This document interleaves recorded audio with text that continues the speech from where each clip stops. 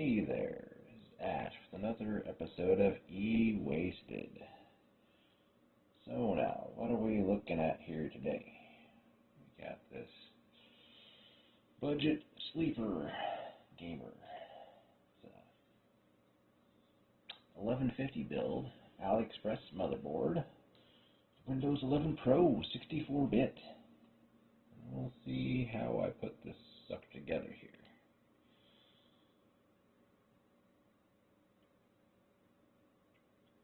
Right now I'm just getting the solid state drive out of the packaging there. That's this sucker right here. It's the Oracle M.2 NVMe. It's off eBay. I think it's more like $15 when I got it. Just put the CPU in the motherboard, and that was this sucker here. It's a Xeon E3-1241v3, like a 4th Gen i7 or so.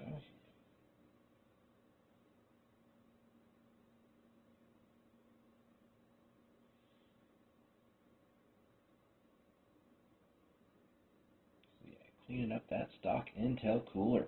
Gotta make sure it's gonna sit good with thermal grease. Putting that sucker on. No, the funny thing about this is it's relatively affordable, inexpensive motherboard, like $25 or something off AliExpress. Look at that sucker right here. And yeah, just the packaging that this thing came in. It's like they only used the single box that it came in. It wasn't even really that thick of a box. And you can see kind of how beat up it is. It's sitting on top of it in the video. But yeah, just like that, little plastic baggie around it, and just send it on its way, from the other side of the world. It's like some group of kids might have picked it up and played some street hockey with it or something. I don't know. But probably just the tossing around with all the other packages. Yep. The M.2 NVMe installed on the motherboard there. Look at me go. Slapping that sucker together.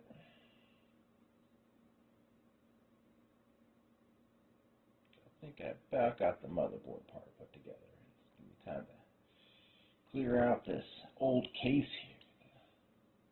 The gateway. Added the one single white LED fan in the front, new 120 millimeter. Give it a little bit of color sticking through the little gateway smile you see here. Kind of looks like a smile to me anyways. And it's got these two little things here that kind of look like eyes too. That power button could be the nose. I don't know. Little stacked hairdo on top. Interesting little gateway face there. But anyways, yeah, so now I'm putting in the graphics card that I picked up for this build. And it's this sucker here. It's the Pony GeForce GTX 1660 Super 6GB single fan. Yeah, it's a pretty decent little card for the build, It's the sleeper gamer. No one would ever know that inside your 2000-ish gateway box, you've got a 4th Gen i7 with a 1660 Super just waiting to play some games. But yeah. This is the part where I turn it on and like, hey, it all works. The motherboard survived the street hockey game for the kids that hijacked it temporarily on the way over from China. But yep, BIOS boots, all that. Test the duck and checking that out, so then I can switch over and work on clearing the case out there. The main crux of the situation after you get the motherboard together.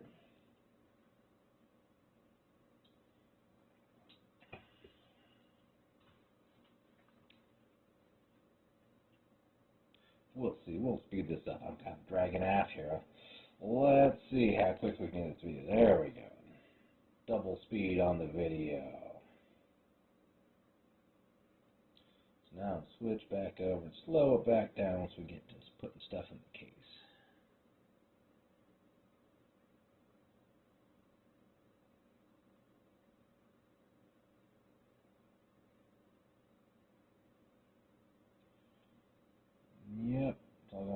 through the whole, I don't know if I did the whole install process here.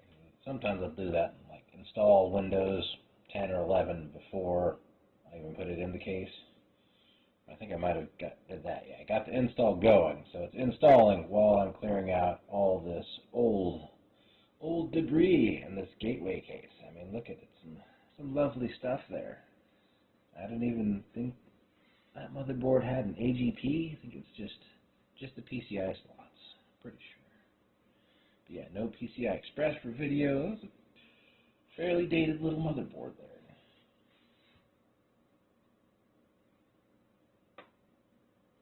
But all in all, it was like, you know, kept in someone's garage. So totally useful little system. I mean, all it takes is a box to put it in. Better to do that than just, you know, get new crap and throw the old crap in the landfill. Probably thicker sheet metal too. Thinking about it, compared to newer stuff you get, it gets flimsier and flimsier by the year. It does.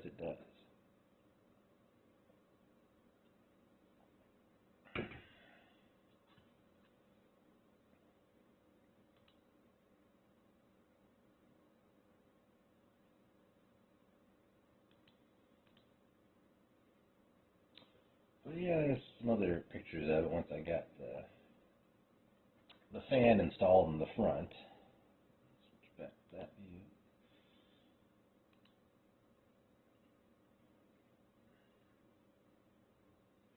So yeah, this one actually put the other RAID Max power supply here. This is just a 400 watt one. That's right. I was thinking I put this one in, but let me see here. Return orders. It wasn't you. It was this sucker right here. The $20 Black Friday special. And it looks like they still have them. If you're in a pinch for a cheap power supply that'll push it, you know, push a graphics card and a low power consumption CPU. Yeah. So it says it's 80 plus bronze, and like, I don't know. It didn't have any stickers on there that said it's 80 plus bronze. So I guess maybe it is, maybe it's not. I don't know. But $20, you know, you could probably do worse. It'll power a low-end computer for a while. Who knows how long. Well, at least it's new, right? A new $25 Chinese AliExpress motherboard. A new cheapo 400 watt power supply by RAID Max. And this, look at this fancy schmancy old gateway case here we got going. Doesn't get any better than that. Case off, I'm trying to get that fan in, but I'm not in the video frame. Doing stuff and moving my camera around on its little holder arm, whatever you call it, articulating camera mount, I don't know, something like that. Don't always manage to get things in frame.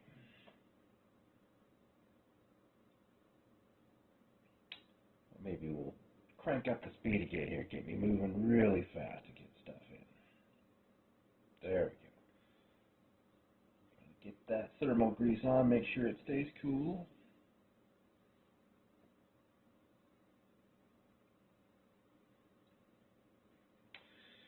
Getting ready to slap her in the case. Yeah.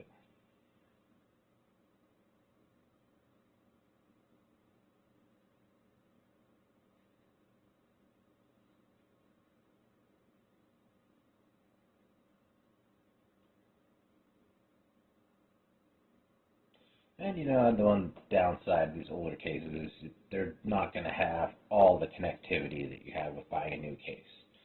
So, I mean, no front side USB 3 unless you buy an aftermarket. You can get like the little 3.5 inch ones that fit in the floppy drive bay. That could be nice.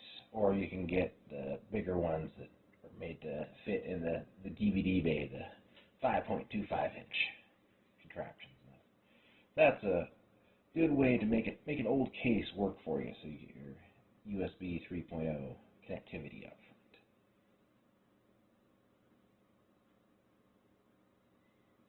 all's going well. It's all in the new case. You know, the LED fan is on, so it's got the lights popping out the front, just to let you know it's a gaming machine. Like, oh, I think I saw some LED in there. That thing will definitely play some games. Yes, I can tell. I can tell. It's got a little bit of light peering out. It's amazing, it is. Okay, and that video has came to its conclusion. So, we will switch back over to the browser main here. Kind of go replay this so we got something going on in the corner. And we will talk about the passmark specs here. Yeah, like overall, the passmark is let's see, trying to read that here. It's 46%, like looking at everything. But yeah, and 7,000 for the CPU score. It's not bad, with 2,200 or so for the single thread. And that's like, it's about equivalent of your newish i3s, I guess, like the 8th and 9th gen were like right in that range too. Probably higher on the single thread score a little bit. And the graphics card is expected to perform a little bit better, but it might have been, I don't know if I'd switched over to like the 1080p monitor to the 720p monitor yet too. It might have been something, or it might have been something with the, I think I figured out something like labeled differently with the AliExpress 1150 motherboard, like trying to find the turbo mode in there. They had it called something else. So I'm pretty sure that like I retested the 3D Mark score, and that actually ended up going up when I redid it later. But, in memory mark, you're using DDR3, so right around the 2000s or so. That's pretty typical. And then look at the disk mark down here, and that's the 11,000. That's like not the best you're going to get for that NVMe drive, but it's still definitely better than your SATA solid state drives, which are only going to be down around the 4,000 range, pretty much. All in all, it's a pretty functional little system once it got all put together. Yeah, pretty functional indeed. It's smiling at you too. So, it was a fun little project to build, and I'll probably do more of those. I picked up a lot of some interesting cases, like old cases, just like I don't know, like 5 or 6 of them or something. One of them's kind of cool. It's got a like full ATX, like huge case.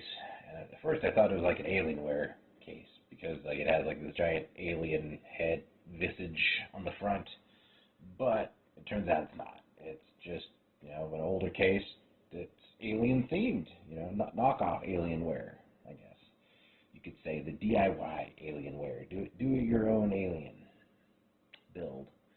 But yeah, I got the dual X99 motherboard here to put that one together, so that'll be in an upcoming episode. The dual X99, that's the Xeon E5. I'm using the V3 processors because they're cheaper for the, pretty much for the performance, like the E5 2697 version 3. So like about the best bang for the buck, as far as I can tell. For this system,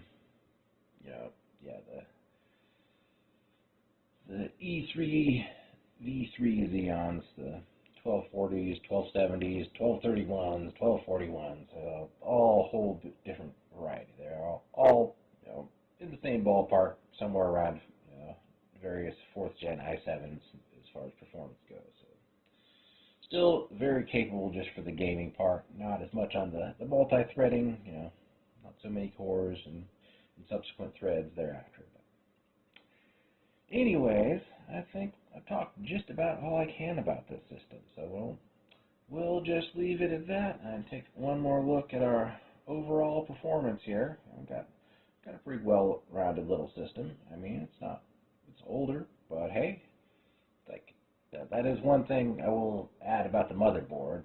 I mean, having an 1150 motherboard with the built-in M.2 NVMe that you can get new for 25 bucks. That's pretty sweet. Even if kids do play street hockey with it, you know, in transit, and you get the box that's all beat up. As long as the motherboard or whatever component you get is still in there and works, I guess the box be damned. Yeah.